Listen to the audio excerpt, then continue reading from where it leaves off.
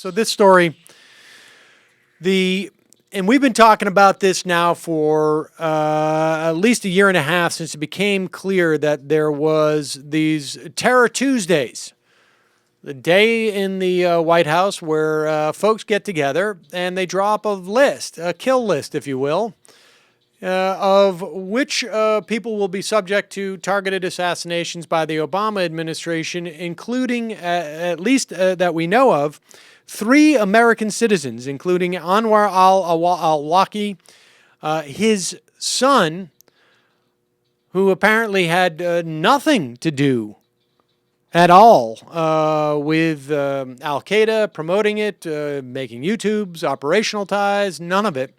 But according, I think it was, to one of the Obama administration spokespeople, Gibbs, Robert Gibbs, that, well, he should have had a better father, I think was the quote, or something to that effect. His father should have been more responsible. His father should have been more responsible.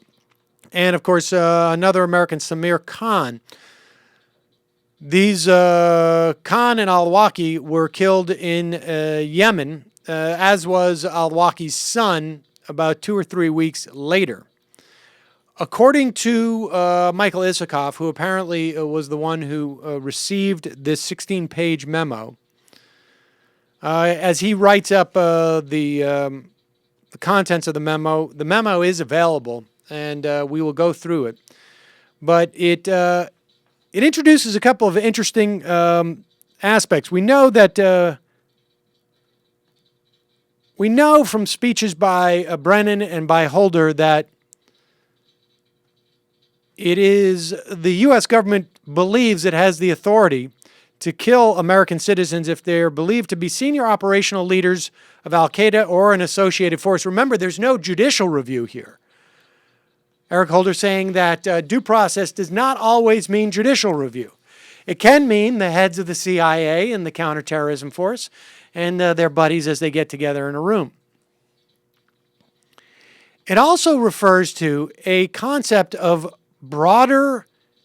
broader concept of imminence in terms of whether or not these people represent an imminent threat to the United States.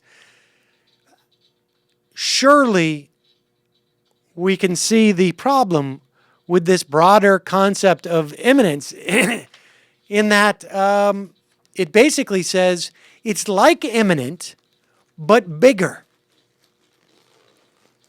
in terms of its implications. The condition that an operational leader present an imminent threat of violent attacks against the United States does not require the United States to have clear evidence that a specific attack on U.S. persons and interests will take place in the immediate future. In other words, what imminent means is whatever these people sitting in a room on Terror Tuesday determine it means.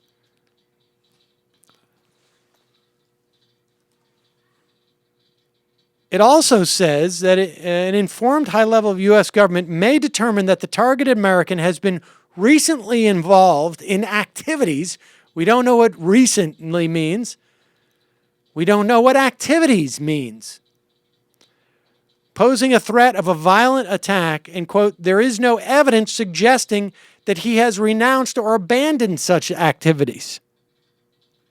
So, in other words, if the undefined activities have taken place in the undefined recent past, and this subject has not actively renounced those activities or what is deemed to be his or her predisposition to engage in those undefined activities, then they are subject to being targeted.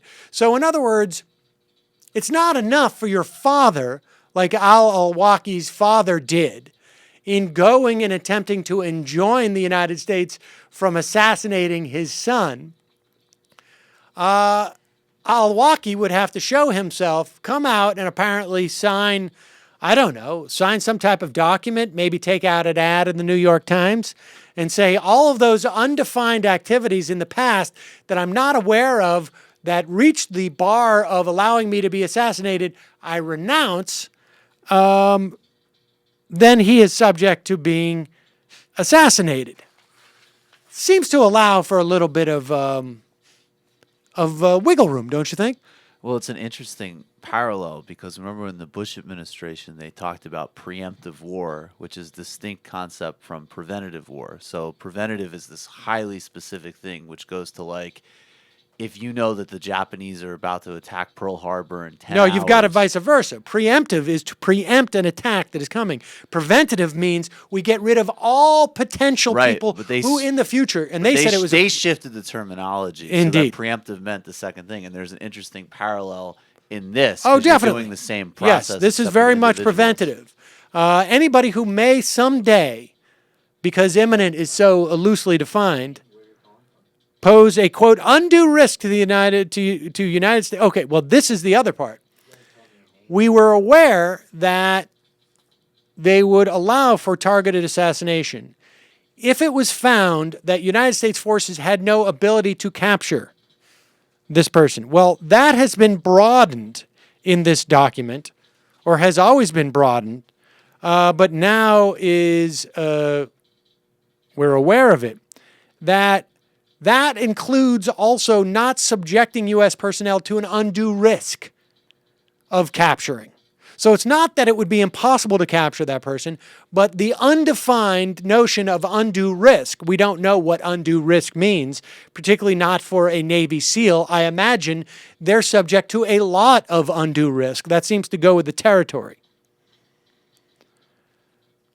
On Monday, there was a bipartisan group of 11 senators who called who signed a letter basically saying that they requesting from the administration for him to release all Justice Department memos on the subject. It's unclear as to who released this. The letter was signed by Republican Senators Chuck Grassley, Mike Lee of Utah, and Susan Collins of Maine. The Democratic senators were, of course, Ron Wyden, not surprising, Jeff Merkley of Oregon, Mark Udall of Colorado, Dick Durbin of Illinois, which is surprising in some respects, Patrick Leahy of Vermont, Tom Udall of New Mexico, Mark Begich of Alaska, and Al Franken of Minnesota.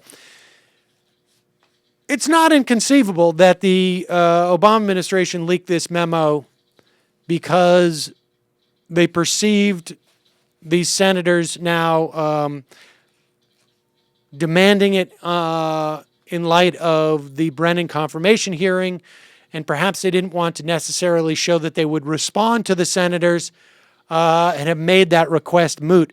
One doesn't know, but we will have more on this in the coming days.